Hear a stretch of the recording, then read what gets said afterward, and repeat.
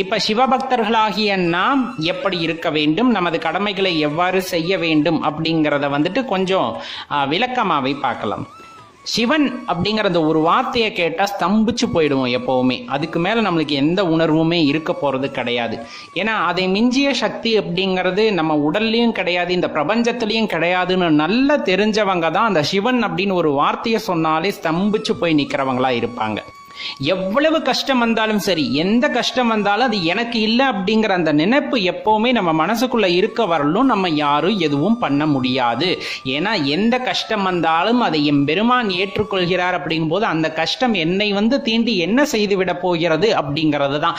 ஏன் இன்னுமே சொல்லாமே மரணம் என் பக்கத்தில் நின்று வா என்று அழைக்கும் போதும் கூட, கடைசி அந்த சொட்டு ரத்தம் சுண்டும் போதும் கூட என் நாவு சொல்லும் ஒரே வார்த்தை நமசிவாய என்ற வார்த்தையாகத்தான் இருக்குமே தவிர வேற எதுவும் இருப்பதற்கு வாய்ப்பே இல்லை என்ற ஒரு